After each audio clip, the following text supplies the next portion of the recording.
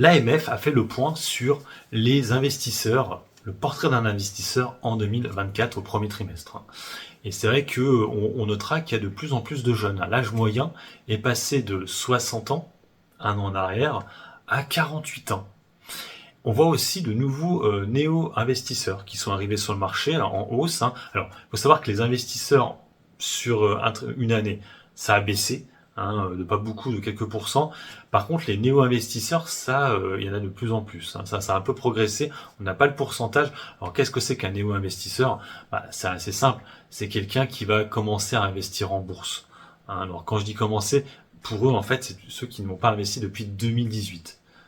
Donc c'est vrai que quand tu vois le marché, en 2018, on était à, je crois, 5000 points, un truc comme ça. On est actuellement à 8000. Donc c'était des gens qui se sont dit, tiens, à 8000 points, ça vaut le coup de commencer à investir.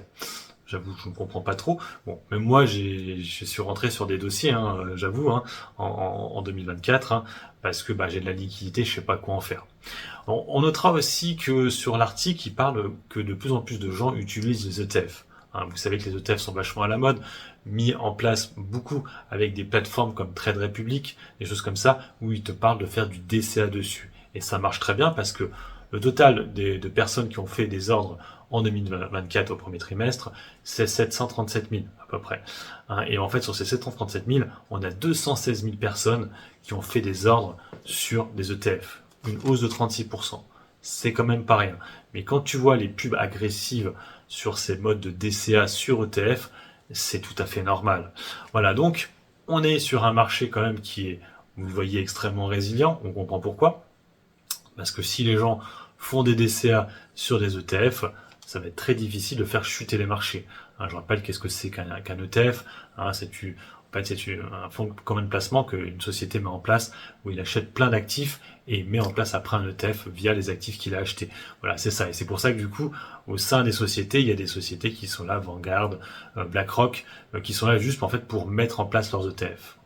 Voilà, donc c'est pour ça qu'en général, quand tu as une société où il y a BlackRock au capital, c'est plutôt cool.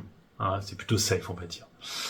Voilà, donc c'était pour faire le point par rapport à ces investisseurs, ces néo-investisseurs. En tout cas, il y en a de plus en plus jeunes, 60 à 48 ans, l'âge moyen, et qui commencent de plus en plus à aller sur les ETF.